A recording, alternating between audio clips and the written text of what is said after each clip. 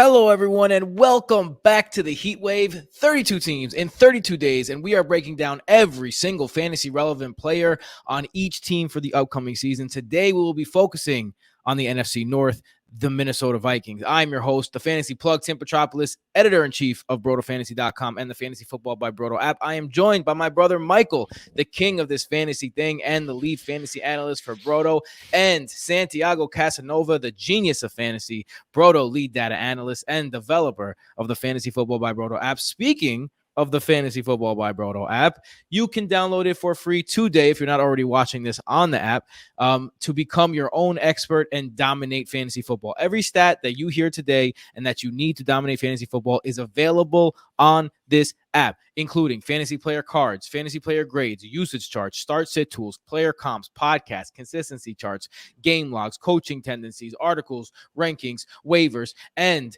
every single stat you need, including advanced statistics and exclusive statistics that are proven winning formulas.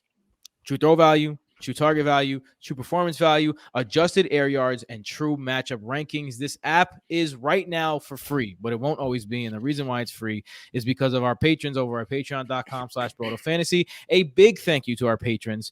You are the reason why the Broto machine keeps on pumping. Join now to support the show, the app, and join the best community in the world. For as little as $3 a month, you get an extra waiver wire show every single week, access to BRoto Leagues, proven DFS cash game optimizers, access to cheat sheets, private team consultations, fantasy leagues that are the most unique, opening pretty soon, and access to the greatest community in the world, not just the fantasy world, but the entire world, the BRoto community on Discord. If you enjoy the show and if you enjoy the app, please consider joining. Your contributions go a very, very long way to keep the show running and to keep the app running. With that being said, we are jumping into the Vikings today because the reason we are here is to help you out with fantasy. So let's get into it. We have all of our minds, our fantasy, or we have a lot of fantasy. Don't get fooled by the hair because Cass has about 60 times more hair than the other two of us. And to see those beautiful locks, join us on youtube.com/BrotoFantasy. To be completely transparent, we don't really pay much attention to the YouTube.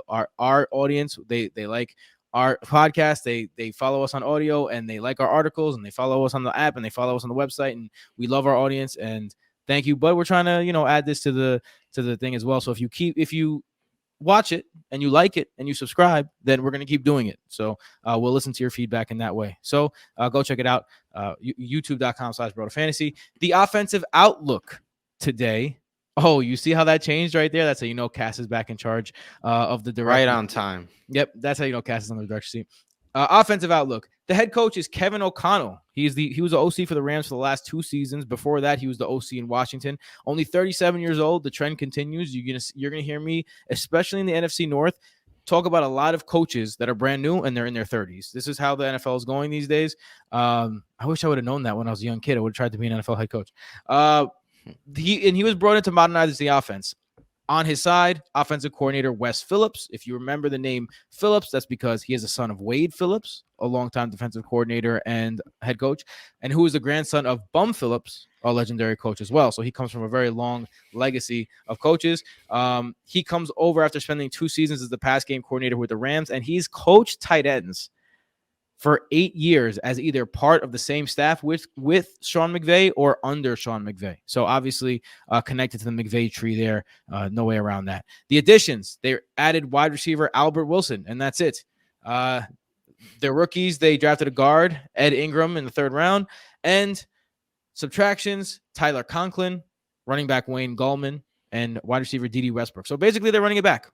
Especially on offense, and they're running it back with the same guy, Kirk Cousins. Finished 4th in true throw value last year. The true throw value prints another incredibly efficient season. He finished as QB12.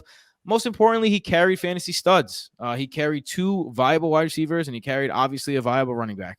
And that's what you want to see. And every once in a while, a viable tight end. What effect will this new offense, though, have on Kirk Cousins? Do you think that Kirk Cousins is more of the guy who is, I'm the game manager, let me throw the ball 30 times and I'll wow you. Let me throw the ball 45 times and maybe that's putting too much in my hands. That could be the guy who Kirk Cousins is, but he's going to get that opportunity this year. So how do you think this, who, by the way, Kirk Cousins has played in the McVay-Shanahan system before in Washington, How do you think this plays out, Mike?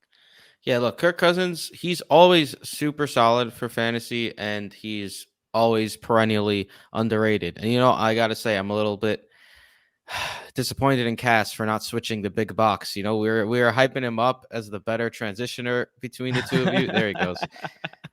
YouTube, folks, check it out on YouTube. Yeah, like you said, Tim, he was 4th in true target value last season, 12th in points per game, 11th in points per game the year prior, 2nd in true throw value in 2020, and in 2019 it was 17th in points per game and 7th in true throw value. Whenever we see guys like this, same thing with Russell Wilson, when they're this efficient, it is because when there's this big of a gap between the efficiency and the overall output, it is because the coaching staff is just being a bunch of lames and not opening up the playbook enough. It was the same thing with Russell Wilson and Kirk Cousins and the Mike Zimmer offense last season. Everyone was shouting from the rooftops all season, like they have Adam Thielen, they have Justin Jefferson, Dalvin Cook, open up the offense, and Mike Zimmer just wouldn't really do it, and they kept just losing close games, and they kept giving up leads because they'd become a more controlled offense and try to close up the playbook once they had the lead, and that was just not the way to win games. And now, like you said, Tim, Mike Zimmer's gone. Kevin O'Connell is coming over. Kirk Cousins had success with Kevin O'Connell during his days in Washington. We know Kirk Cousins is a very good NFL quarterback already. He's going off the board at QB 15, which is just like, this is what I mean when I say he's just perennially underrated. At QB 15, like, even the question of, do you think he can perform at QB 15? That's baked in. Like, that's his floor over since he's been a starting quarterback. He's never finished under QB 13 ever. So his floor is already QB 13. So if you're getting at QB 15, you're already getting him 2 spots under his floor. Yeah, basically. I mean, that's overall finish. He was outside top 13 in overall in points per game before. But he's been crazy healthy. Like, that's another thing. Knock on wood. He's been available every game. Yeah, which is like, and he has Justin Jefferson, he has Adam Thielen, like you said, Dalvin Cook. They did basically nothing to their offense this offseason, which really isn't a bad thing when they have the offense that they have. And in best ball, I've been drafting a lot of Kirk Cousins, pairing him up with Justin Jefferson whenever I have I've drafted Justin Jefferson in best ball anywhere from 1 to 6. Like, I'm okay even taking him first overall at this point. He's that good, in my opinion. And in redraft, if you're going to wait on QBs and you want to go with Kirk Cousins later, that's cool too. Like, there's not really any issue with Kirk Cousins as ADP at all. He's one of the easiest picks for value in the entire NFL. So let's talk about his weapons then, because Justin Jefferson, Michael said, has a case to be made for the number 1 player off the board. And Kevin O'Connell coming in, this offense coming in, you would imagine that Justin Jefferson will have more of an opportunity to create next year, to get into open space and make some yak. He's already a separation specialist. He's already so good. Now he's just going to add that other element to his game. I don't know how much we had to go over Justin Jefferson, but I'll pair Justin Jefferson with the other guy I want to talk about, Adam Thielen. When is his time finally up? Because I feel like, for me personally, I've been counting on his downfall for the last 2 years in a row now, and it just has not happened. And it's because he is just magic in the red zone. He just, in the end zone, he floats. He does not, he gets open somehow. It's like he disappears and comes back. So, the TDs are usually not a sticky stat, but for Adam Thielen, especially over the past couple of years, TDs has been a sticky stat. New offense coming in, though, and he did show last year some regression in the between the 20s part of the receiving pie. So with that being said, how are we looking at Justin Jefferson and how are we looking at Adam Thielen, Cass? I do think Justin Jefferson has that case to be the number 1. I don't know, number 1 overall pick. Maybe he has potential to be wide receiver 1. I remember we're talking about Michael here, who doesn't believe running backs are even a position. So running backs are a myth. That. Yeah, that of course. So I guess in that sense, I could see him being the number 1 overall pick. However, his story is a little bit interesting because he was 4th in targets, 4th in receptions, 3rd in yards per game, all of that. However, his true throw value is 4th as well. So he's very 4th. There's a theme here. He's very 4th. Very, very 4th. Points per game, 4th. Wide receiver finish overall was 6th. and this is with a very, very good year statistically, right? So do you think Kirk Cousins has what it takes to bring him up to wide receiver one? Because this is we're playing with the Eli Manning line here, right? So people don't believe in Kirk Cousins, but they do like this is the reverse Eli Manning, right? So they don't believe in Kirk Cousins, but they like Justin Jefferson, they like Dalvin Cook, they like Irv Smith, they like the entire offense, they even like the coach. But Kirk Cousins is going as QB 13. Can he support the number one wide receiver, a running back one, a tight end one, all of that? Maybe we do like Kirk Cousins more than the rest of the experts, I'd say. However, if he can support the wide receiver one overall, no question 101, as Michael says, I'm not so sure. So just looking at Justin Jefferson, he had an elite 27.6 target share, good for wide receiver 4 in points per game last season. Fourth. And he's being drafted again.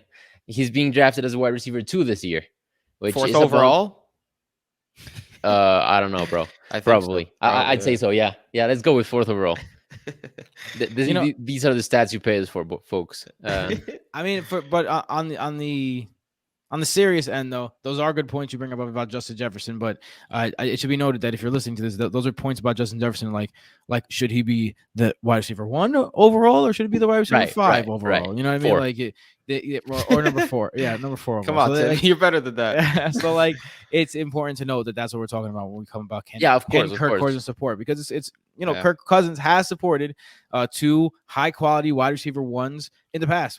Adam Thielen and Stephon Diggs had 2 seasons where they both finished as wide receiver 1s together, and Kirk Cousins was the reason for that. He was the quarterback in those years, so he's done it before. Michael, not Michael. Cass, again, how are we feeling about Adam Thielen this year?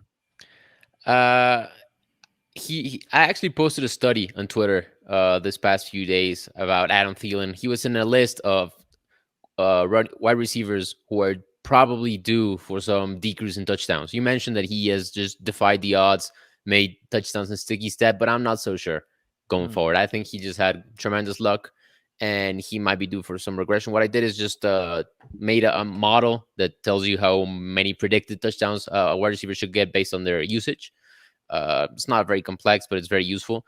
And Adam Thielen was predicted for 5.7 touchdowns, yet he scored 10.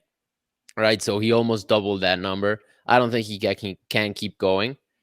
That said, he's being drafted at wide receiver 28, which is a little bit crazy still.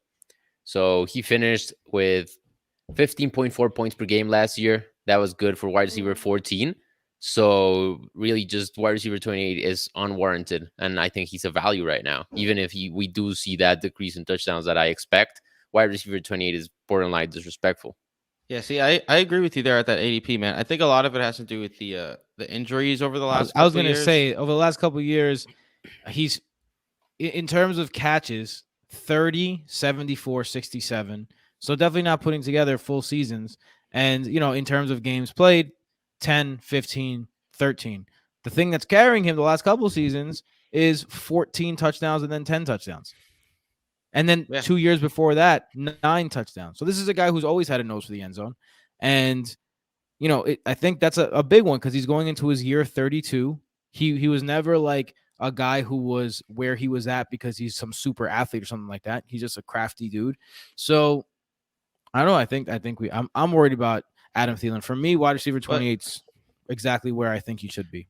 I don't know. At his cost, I think he's an easy pick, especially like we were saying, it's going to be a more up-tempo offense. And some people, you could say his touchdowns are likely to go down. Sure, like 10 in the amount of time he had is certainly high. But some players are just very good red zone weapons, and that's Adam Thielen. Like, is anyone going to predict Mike Evans to score less than 10 touchdowns? No. Like, I think it's very clear that Adam Thielen. See, look at Cass is giving me that stats look. Like, he's yes, like maybe. Well, I got him at 8.8. All right, Mike. You're gonna have to wait for the Bucks episode, but yeah. But that's what I mean though. Like they're gonna throw. You got Mike Evans as a bust. Bucks. Oh, I thought you said the busts episode. I'm like, oh my god, you're gonna rip out my heart, Cass. Mike Evans is my guy this year. Anyway, go ahead, Mike. I think Thielen makes a ton of sense at ADP. He's going to be a top 24. He's going to be a wide receiver too, with wide receiver 1 weeks when he is healthy, and you don't have to pay a premium price for it. And KJ Osborne, like even if you want to do like handcuffing wide receivers doesn't work often, but KJ Osborne, when Adam Thielen was out last year, basically filled in the Adam Thielen role, not the red zone role, but the production pretty solidly, and had some very nice weeks where he was a startable asset. So I do think Adam Thielen, like as long as he's going where he is, I'm going to be drafting him. And in best ball leagues, I've been drafting KJ Osborne at his ADP around wide receiver 70 as well. He has big upside if Thielen's going to go down, and he could even have a few big weeks here and there, even if Thielen does stay healthy the entire season. I'm glad you mentioned Osborne because he was next on the docket. He has a sleeper ADP of wide receiver 72, so very similar to best ball. And last season, he was wide receiver 55 in points per game, right? So he does fill that role very well. And even in general, he had a 13.6 target share, which is pretty nice for a wide receiver 3. You don't see many wide receiver 3s put up those kind of numbers. So he's definitely worth a flyer in those late rounds, especially at where he's going. Wide receiver 72 is crazy, crazy pills. And just go ahead. Sorry, I think there's also a chance where I'm not predicting that this is going to happen, but I think KJ Osborne is one of those guys where I'm trying to leave every draft with a little bit of KJ Osborne, just because if he doesn't have a role after 2 weeks, you can drop him, whatever. He doesn't really cost for anything. And then I think that there is a world where it's like feasible. Adam Thielen completely falls off or gets injured, and KJ Osborne steps up and it fills in a very important role on that team, wide receiver 2, that's been fantasy viable since Kirk Cousins has been there. So I think there's a world where that's possible. And I don't say think the fall off part, but it's possible, bro. Like we've seen a decline in Adam Thielen in recent years. So if that decline just takes a cliff dive, so I think I'm not saying KJ Osborne is going to be the new Thielen. He's not going to produce at the same level of wide receiver 2, borderline wide receiver 2. But he's going to be useful, and especially for the price you're getting him at, right? Yeah. Michael, I remember a young Michael who once said, looking back and drafting 34-year-old Julian Edelman coming off an injury would be a mistake that everyone would remember. And here we are in that kind of situation again. People fall off cliffs. With that being said, do you know what's not going to fall off the cliff? Your ability to scroll while on the BRoto app. So that's right. It's a BRoto tip of the day. And if you're on YouTube, we're going to do this. I'm not going to lie, guys. It's going to be a little low tech here. All right. But you know what? You got to be with it because there's no way to show this on a screen share. So what we want to show you is the picture-in-picture feature of the BRoto. So if you see, we're on the BRoto app here, and we are on the article that shows where the heat wave is. We press play and we watch the heat wave. See, the heat wave is playing. I'm going to put it on mute just so it doesn't confuse people. Like the heat wave is playing right there. You press the button on top, you scroll up, and there you go. Boom. You have a picture-in-picture where you can scroll and go back on the Fantasy Football by BRoto app and look at all the stats that we're talking about. That's right.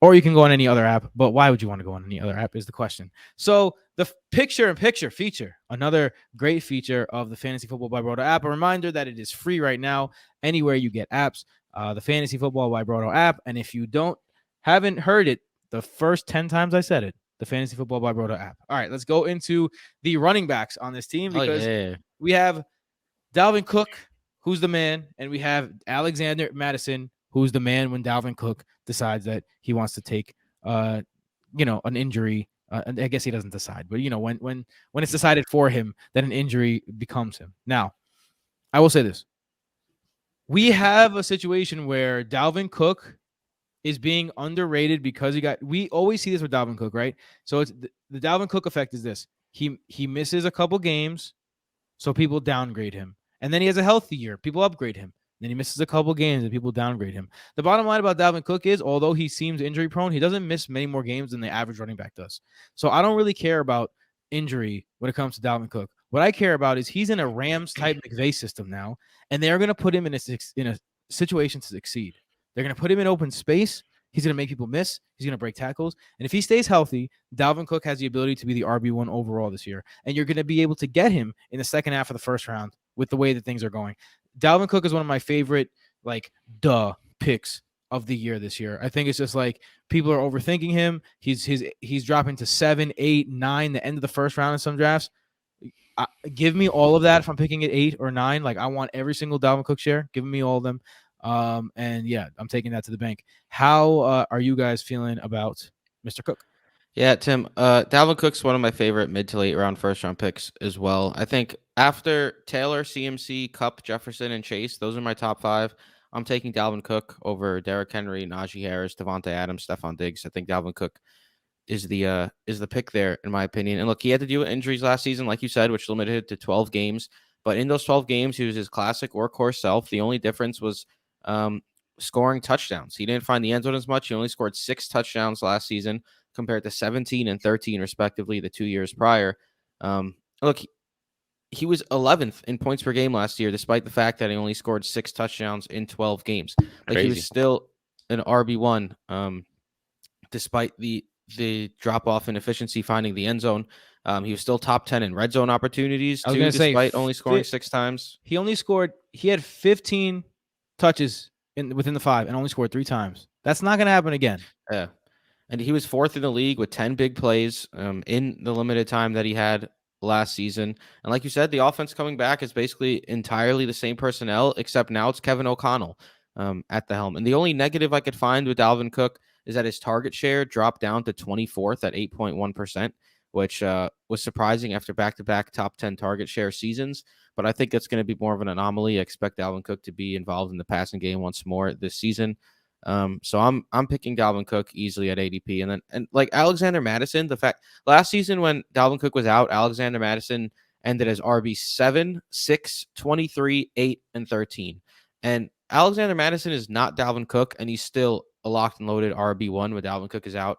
I think that just is more of a reason to draft Dalvin Cook, because even if he does drop off or something of that sort, he's still better than Alexander Mattison. And Alexander Mattison is an easy RB1 in that offense. So just draft Dalvin Cook, put him in your lineup as an easy top 5 running back 1, and that's that. Sometimes you get the good stats, like he had this many yards after the contact, and then you get the hey, if Alexander Madison is good, Dalvin Cook's better. Draft Dalvin Cook. It's and true. both make sense though. I've But, always I've always said that fantasy football is like 50% common sense, and people just try to galaxy brain things too often. Sometimes you just got to use common sense. And that's common sense. Dalvin Cook's better than Alexander Mattison. There you go. Bars. Speaking of common sense, I think it was common sense to everyone that Irv Smith was getting ready to break out last year until he got hurt. Now he comes back. Irv Smith in the driver's seat without Tyler Conklin too, who I already forgot his name, the head coach last year, Mike Zimmer. Mike Zimmer was like, Irv Smith, Tyler Conklin. All right. Irv Smith, get that guy out of here. I don't know if you guys remember that in the offseason. But Irv Smith now gets his chance. He was never a great prospect. Never had great. What do you mean he was never a great prospect? Like he got drafted in the 3rd, I guess, tight end. For a tight end. It's good for a tight end, bro. Yeah. I said great. Did I not say great? I would consider him a great tight end prospect, probably. Really? It's You close. consider a great tight end Very prospect? good. Very good to great. Very good to great is not great. All right. Get out of here. I'll give you very good. You want to settle at very good? Fine. He was a very good tight end prospect. Got hurt. Coming back now. His measurables don't pop off the page, except the fact that he's very big. But you need a big target, and we've seen tight ends excel in this offense, just like we've seen everyone excel in this offense. Jordan Reed. Jordan Reed did not. Oh yes, well technically in this Kevin offense. O'Connell. Yes, for sure. I'm even talking about the Vikings in general. All right, so you have a history of tight end success on the coaching side and on the team side. So tight end success probably coming. Irv Smith is, I know, one of our writers, Luke over across the pond in England. He loves him some Irv Smith this year. How are you guys feeling about Irv Smith? Honestly, I'm very excited about Irv Smith because we can't look at his last year's stats because he didn't play. He had a knee injury in, I think, a preseason game, which was awful. However, let's just say it was not an ACL injury. It was a meniscus injury, which is still not good, but it's a little bit more recoverable, I think, right? Did not bring the medical journals this time, as I did in the other episode, but just trust me on this, right? So we look at the 2020 stats, and he was like the efficiency metrics were out of this world. Like he was 8th in true target value, 8th in yards per reception, 6th in PPOXCD, which is BRoto exclusive, points per opportunity excluding touchdowns. I guess not BRoto exclusive, but BRoto coined stat. He was 6th in this very good efficiency stat, points per opportunity excluding touchdowns. The only thing he didn't have was the volume, because he was not the number 1 tight end in that offense. Now that changes this year. He still has the same supporting cast, has the same quarterback, a little bit of a different system, but now he has the tight end 1 opportunity, and that's something I'm very interested in. And when you look at where he's being drafted at tight end 16, it's kind of stupid. He should be at least a tight end 1. And we know that doesn't mean much for tight ends. Tight end 1 is pretty mediocre as a bucket in general. However, I do think Irv could be much higher than that. He's being undervalued at this point. People forget he was being hyped up last year. He got injured, and people really forget. All right, that is our preview of the Vikings. Let's get into these bold predictions, though. I'll start with the bold prediction today. My bold prediction is that KJ Osborne outscores Adam Thielen. I think, you know what? Wow. This is going to be my 3rd straight year predicting the end of Adam Thielen, and nothing against Adam. I like you, man. I love your story. Minnesota born, went to college in Minnesota, undrafted free agent for the Minnesota Vikings, and now is where he is. Fantastic story. But I've been expecting him to fall off now for the last 3 years, and he hasn't. So I'm going to keep on this. I'm just going to keep guessing it until I get it right one of these times. So KJ Osborne outscores Adam Thielen. Cass, what's your bold prediction? I'm going to keep pounding the Irv train, saying top, let's be bold, top 7 tight end this season. So I like it. Half his ADP currently. And Michael, bold prediction. I'll say Jefferson and Cook both end as the number 1 overall players at their positions. Oh, wow. That's bold. I like that. My original bold prediction was Dalvin Cook at RB1, but I couldn't do that. I couldn't say that because I'm saving that bold prediction for the next heat wave that you're going to see tomorrow. Wow. I'm not going to tell you which team we're going to be talking about, but I will tell you that there's going to be some spicy RB1 talk on that episode. Come join us tomorrow to continue in the NFC North. A little hint. Until then, you could find us on Twitter. You can find me at BrotoFFTim. You can find Michael at BrotoFFMike, and you can find Cass at BrotoFFCasanova. You could also find Jason at BrotoFFJ and Matt, who's usually on the podcast, but definitely it has like a nice time with his lady. He's on vacation, enjoying himself. He deserves it. One of the most hardworking people I've ever met, Mr. Matt Ward. Follow him at PsychWardFF. With that being said, we will see you tomorrow. The Heat Wave, 32 teams in 32 days.